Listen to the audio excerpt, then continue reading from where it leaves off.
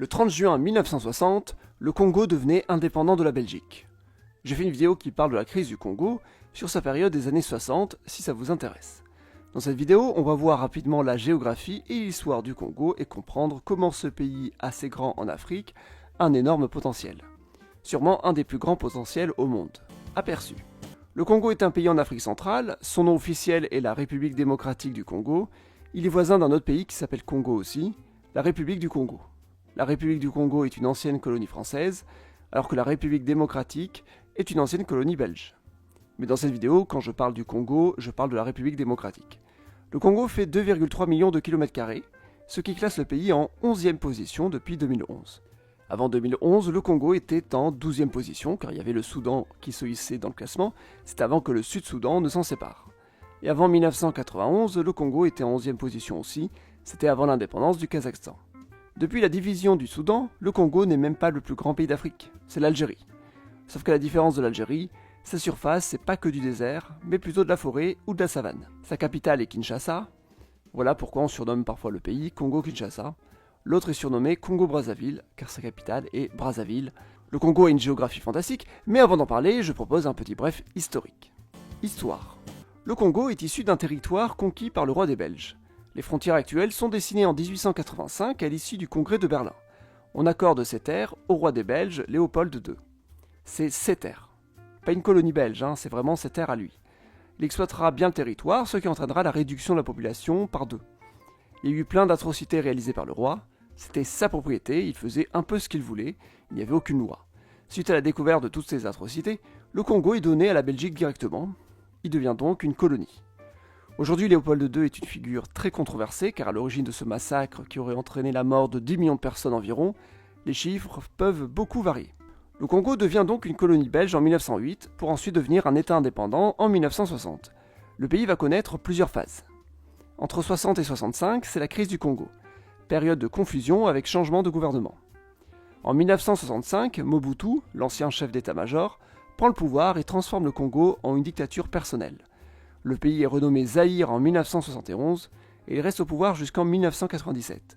Le Zaïre devient un pays aligné sur les Occidentaux et est anticommuniste. Plusieurs guerres vont concerner ce pays. Tout d'abord la guerre civile angolaise où le Zaïre soutient les rebelles anticommunistes, les guerres du Chaba qui sont des rébellions sûrement soutenues par l'Angola à la fin des années 70, et enfin dans les années 90, les guerres au Rwanda puis directement au Congo. Mobutu perd le pouvoir en 1997 suite à la rébellion menée par les troupes de Kabila. Kabila prend le pouvoir et meurt en 2001 lors de la deuxième guerre du Congo. C'est son fils qui devient président ensuite, Joseph Kabila. On peut dire que Joseph Kabila détient le pouvoir depuis 2001. Il est président jusqu'en 2019.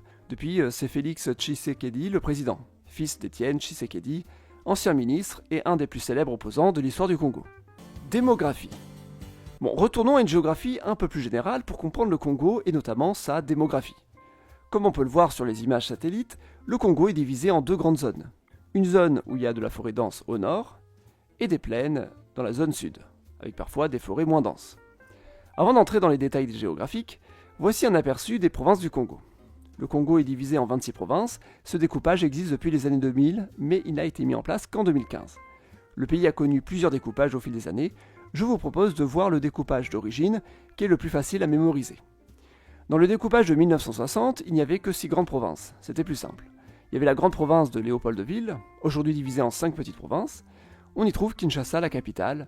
Sa population est en croissance. Il y a quelques années, on disait que Kinshasa faisait presque 10 millions d'habitants. Aujourd'hui, elle en fait plutôt 15 millions. On pourrait même dire 17 millions avec Brazzaville, la capitale de l'autre Congo, qui est située juste en face. C'est donc une des plus grosses agglomérations d'Afrique. Ici, on a la grande province du Kasaï, aujourd'hui divisée en 5 petites provinces. On y trouve Mbuji-Mayi, 3 millions d'habitants, et Kananga, 2 millions d'habitants. Au nord, il y a la grande province de l'Équateur, aujourd'hui divisée en 5 petites provinces. C'est grand, mais pas très peuplé. C'est surtout de la forêt, il n'y a pas de ville millionnaire. Au nord-est, il y a la grande province orientale, aujourd'hui divisée en 4 petites provinces. On y trouve Kisangani, qui fait 1 million d'habitants, dans son agglomération. À l'est, il y a la grande province du Kivu, divisée en 3 petites provinces. Cette division est bien antérieure au découpage de 2015, c'est une zone très peuplée. On y trouve Bukavu, 1 million d'habitants, et Goma, 2 millions d'habitants. Et enfin au sud, la plus célèbre des grandes provinces du Congo, le Katanga. Aujourd'hui divisée en 4 petites provinces, on y trouve Lubumbashi, presque 3 millions d'habitants. La deuxième ville la plus importante du Congo, le Katanga, est une région très riche. On trouve donc 7 agglomérations millionnaires dans ce grand pays.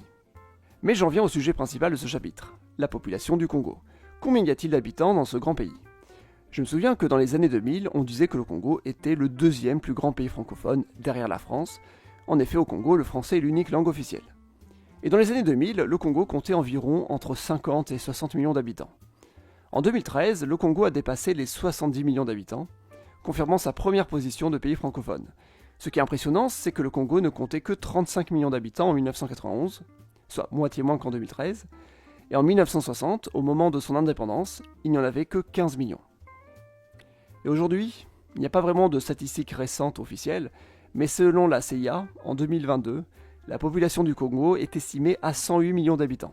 C'est donc presque 40 millions d'habitants gagnés en 10 ans. C'est assez énorme comme évolution. 35% de la population du pays est apparue dans les 10 dernières années. Toujours selon la CIA, le Congo est le 7e pays au monde pour la natalité, et les pays devant sont beaucoup moins peuplés. D'ici 2050, le Congo sera sûrement à 200 millions d'habitants. Depuis 2022, le Congo est le 3e pays le plus peuplé d'Afrique, derrière le Nigeria et l'Éthiopie. Le Congo vient tout juste de dépasser l'Égypte, et il dépassera bientôt l'Éthiopie.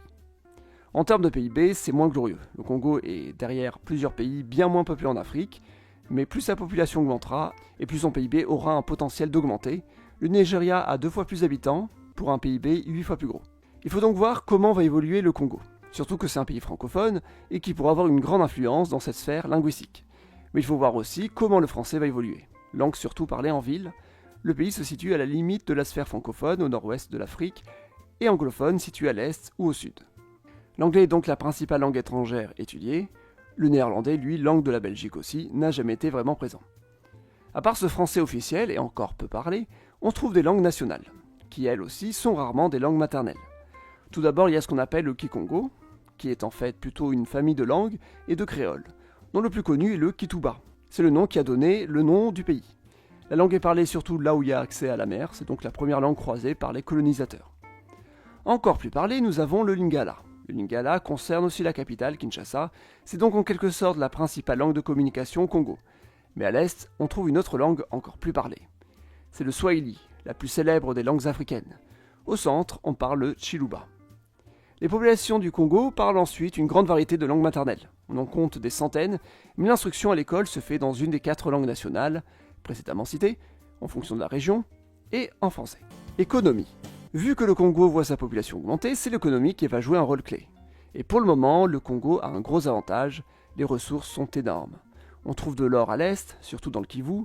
Dans le Kasaï, on trouve des diamants. C'est pas du diamant de bonne qualité, mais plutôt pour l'industrie. C'est un des plus gros producteurs au monde. Le Congo est un des plus gros producteurs de cuivre au monde, surtout dans le Katanga, et c'est le premier producteur de cobalt au monde, toujours dans le Katanga. Le Congo est aussi un grand producteur d'étain, on en trouve surtout à l'est, et encore au Katanga. Vous l'aurez compris, le Katanga est la région riche du Congo. C'est pas pour rien que la province a cherché à devenir indépendante dans les années 60.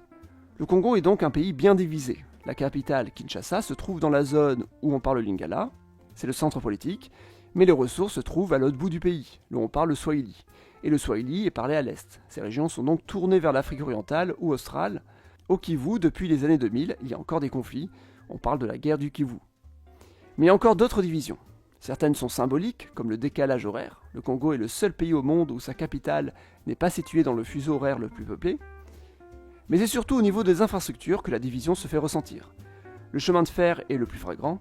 Kinshasa et Lubumbashi, les 2 villes les plus importantes, ne sont pas reliées par train. Pourtant, le train existe dans les 2 villes, mais elles sont dans 2 réseaux distincts.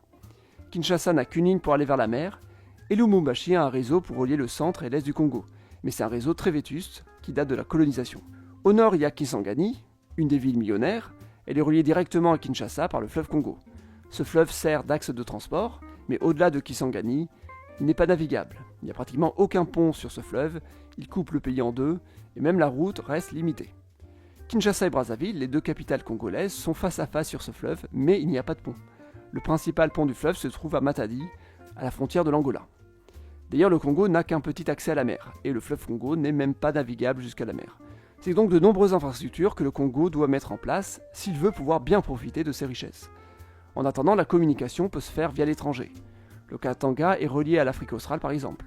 Il y a évidemment d'autres problèmes, la grande corruption, 10e pays le plus corrompu au monde, et le manque de démocratie, 4e pays le moins démocratique du monde. Aujourd'hui, parmi toutes les nouvelles provinces du Congo, la plus riche est celle du Lualaba, située au Katanga. C'est là qu'on y trouve les principales ressources minières, dont sa capitale et le symbole, la ville de Kolwezi. Cette ville s'était même rebellée contre le gouvernement de Mobutu dans les années 70, elle a même abrité de grandes populations européennes venues pour les affaires. En 78, elle est prise en otage par des rebelles, sûrement financés par l'Angola, avant d'être libérée par une opération franco-belge venue aider le gouvernement.